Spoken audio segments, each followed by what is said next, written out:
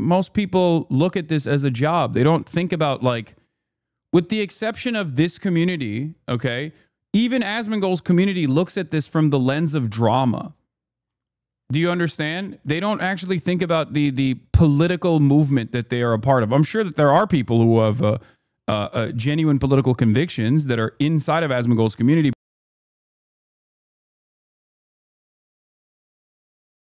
Asmongold has no love lost over Hasan losing grip of his bully influence on the online arena. Must be very awful for Hasan that he can't bully people out of having positions that he disagrees with. You had a good run. Must suck. Yeah, really sucks. Elon Musk hitting with the fucking smiling, crying emoji.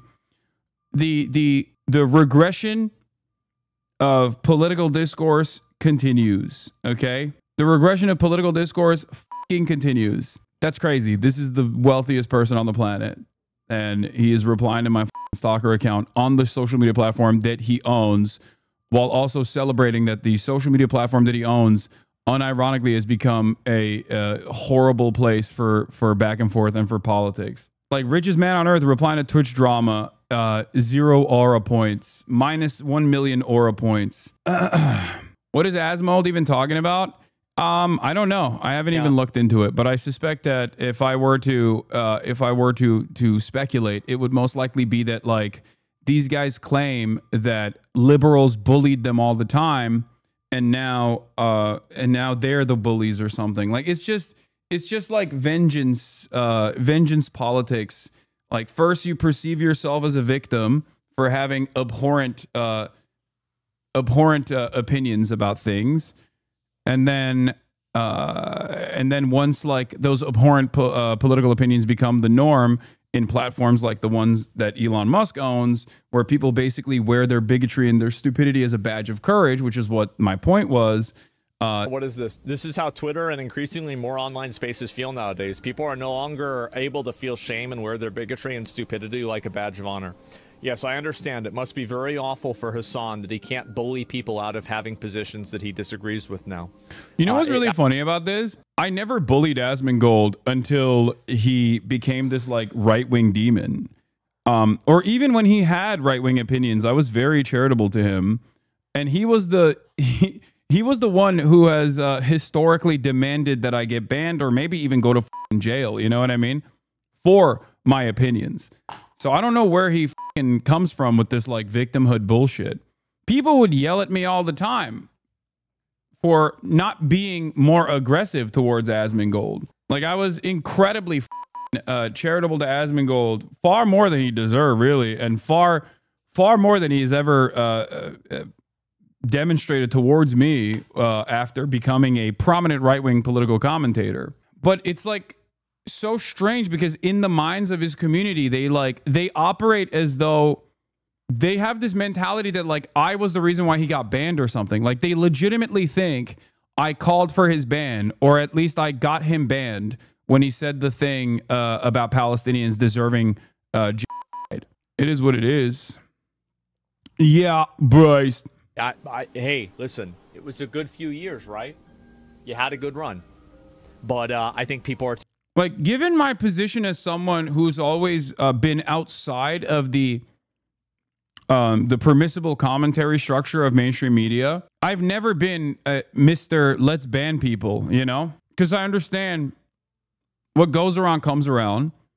And I understand that, like, more often than not, someone like myself is probably in the crosshairs way faster than a right-wing person that is basically in line with the administration's agenda. So that is part of the reason why I've always been very careful talking about, like, deplatforming, where I do think that, like, there is validity to deplatforming certain ideas.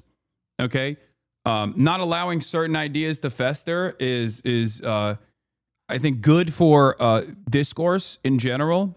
It's better for speech. It's better for free speech. Like, there are boundaries around, like, what you can and can't say, and there are understandable, reasonable boundaries, even in the United States of America, around what you can and can't say, even on private platforms. And I think, like, what has happened to Twitter is a perfect demonstration of, like, why those safeguards must exist for speech to thrive in general. But of course, like, for guys like this, they don't mind that shit at all. They love it because it's all about like dominating your opponent, dominating your political enemies. And if you don't actually have good reason to dominate your political enemies, something that Asmongold used to say all the time was, you know, a lot of people shit on Hasan, but if he's such a bad guy, why are you making stuff up about him, right? Like that's what he used to tell his audience all the time. Like something that he always would say is like, if Hasan is such a bad guy, just say what he's doing that's bad. What are you going to do? I genuinely cannot comprehend how or why other streamers continue to collab with this man on camera. The shit he says is so disgusting. One, people are worried about getting ass blasted by his legion of mass harassers. Okay, that's a big part of the problem. And two, he's one of the top content creators on the platform. Most people look at this as a job. They don't think about, like, with the exception of this community, okay, even Asmongold's community looks at this from the lens of drama. Do you understand? They don't actually think about the political movement that they are a part of. I'm sure that there are people who have genuine political convictions that are inside of Asmongold's community, but a lot of people don't look at politics from that framework. They look at politics as like, yeah, it's just a type of content. Because if you notice, like even my friends, sometimes when they talk about like my job security, other content creators on this platform will say like, Hasan, you have permanent job security because like the content that you're covering is endless. This is just a type of entertainment. So it is what it is. This is what Asmongold and his audience keep defending on the platform when they say all this, by the way. Yeah, keep pandering, long nose. We know what you are. Oh, shut the f up. They're all the same. Goose stepping, long nose, pedos. Nah, it's Jews. You ever met a poor Jew? Ever met one without influence? Ever met one who didn't support the homeland? Yeah, it's just, it is. It's just some of the grossest little freaks that feel emboldened. Just like the first Trump administration created this environment where Nazis felt comfortable marching on the streets. When you give these guys an inch, they take a mile. You know, this is their opportunity. This is like something that this is something that they're very excited about. Like, I have never sheltered anyone from what I consider to be you know, what my politics are, right? People will say like, oh, you're hiding your power level or whatever, but it's like, no, I'm not. Nazis, on the other hand, used to try and hide their power levels, right? Back in the day. The reason why they have to do that is because there is a difference between the maximalist position on socialism or communism versus a maximalist position on Nazi ideology. The final solution is the maximalist position on Nazi ideology, the eradication of an entire population on characteristics that they can't change about themselves. Whereas for communism or socialism, there is no such designation. It's an economic organization of society that I have no issue pushing towards, because I ultimately don't.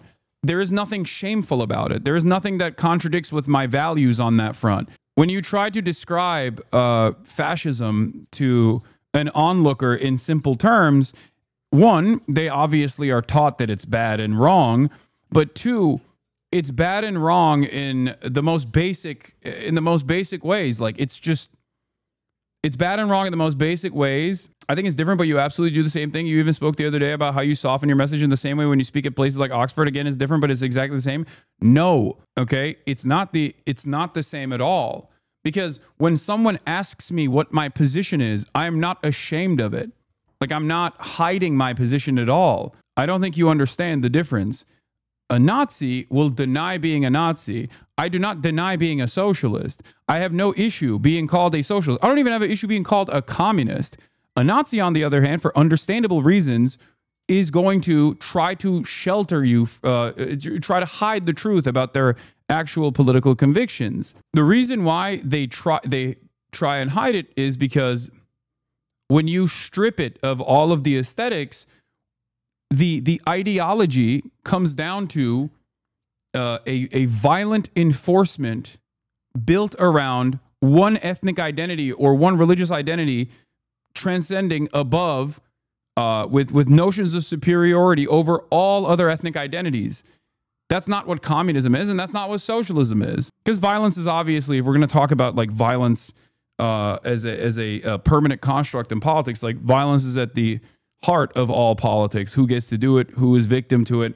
There are many different forms of violence, but I'm talking simply like why Nazis and why fascists do violence. It's untenable. It's completely unacceptable. And most people consider it to be inappropriate and wrong. There is a sense of shame associated with dishing out violence for fascist purpose. So yeah, hiding power level is blatant deception. It's not the same as being tactful with the wording while still being honest. Exactly. Like, you will never catch me stand down or shit on trans people. You know what I mean? Just because like the audience I'm talking to is transphobic, like that's not going to happen. You will never catch me. You will never catch me like shitting on black people or brown people or anything like that, because the audience is not receptive to that kind of language. Like, that's not. My principles remain the same, even if my messaging is more tactful. Whereas Nazis will actively deny that they're Nazis, and also will actively deny that they have racial purity politics, for example. Does that make sense? Now, that is also changing, though. That's also changing because people are feeling a lot more comfortable about openly stating their fascist desires. As opposed, armed resistance is seen as morally just against a belligerent colonizer on the talks of shameful violence. Yeah. Like, I know, man. I never said that I wasn't. Like, what? I agree. It is called being a decent human being. Recognize how political discourse operates nowadays, and you will understand that, like, people actually ride with vice signaling as a... They have substituted vices as a fucking virtue. They see vice as a virtuous thing. That's my point. That is at the heart of this tweet that I presented, where I said, this is just how Twitter and increasingly most other online spaces feel nowadays. People are no longer able to feel shame and wear their bigotry and stupidity like a badge of honor. That was my argument. And it's kind of funny that, like, instead of Asmongold saying, oh, we're not bigoted or we're not stupid, he is literally saying, yes, you can't bully us for being bigoted and fucking stupid. He is confirming what I'm saying and basically doubling down and saying, yeah, it's good that we can do that. And you guys are, you guys are no longer able to bully us or anything like that. Like, it's a self-own for Asmongold once again. That he can't bully people out of having positions that he disagrees with now. Hey, listen, it was a good few years. Like, my goal is not to bully people that disagree with me. My goals are to convince people that disagree with me that their worldview is based on violent desires and superficial understandings of race, if that's what they believe, depending on what their belief system is. You had a good run. But I think people are tired of being bullied out of thinking things. And like, yeah, it must. Yeah, like, this is, again, an apolitical centrist way of covering this. But, like, people are tired of being bullied and bullied out of thinking things. Or people are tired of being bullied for just thinking things is so expansive, right? Like, what are the things you're thinking? What's the bullying that you're referencing? Does it mean that, are you talking about someone who's like advocating for the final solution or mass displacement of all non-white people from U.S. soil? For example, I'm not saying that this is what Asmongold is doing, but like the type of people that he captures with this broad umbrella could literally go from people who have a disagreement with me on like tactics of resistance against Israel all the way to people who are goose-stepping and literally stating that they want a white America, a white ethno-state. And the bullying that he's referencing could mean anything from like doxing and harassment campaigns all the way down to people being like, I don't agree with you and I think that you're wrong and here is why. That's it. A lot of people have like developed this idea that if their worldview is repulsive to the average person, it's actually their fault. Okay? Take some accountability, Take some ownership. I recognize that the media landscape is changing. I recognize that. I understand that I never had the opinion that my worldview was incredibly popular, right? I know that. That was my starting point. That is something that I've always described to people in my community, where I always tell people, like, hey, look, being a leftist is all about taking L's. You're going to take a shit ton of L's. Liberals don't fuck with you. Liberals don't agree with your worldview. Obviously, anyone on the right doesn't agree with your worldview at all. I respect your opinions, but comparing Trump supporters and Republicans to Nazis and racists does not make you look morally better than us. What are you saying? Like, you're protesting too much. That's not what I'm saying. I never said that. I did not say that just now. You have this fucking insecurity about your worldview, I think. Like, this is just you telling on your own self and the way you see the world. Okay? I did not say all Republicans are, or all Trump supporters are fucking Nazis and racists, okay? I don't know why you immediately rushed to adopt that moniker so willingly. I'm a Republican, but I live in South Carolina where all my friends are Hispanic and blacks. Okay, brother, I don't care about your background. I don't know why you just like jumped on to be like, I'm a Nazi, or people calling me a Nazi all the time or whatever, okay?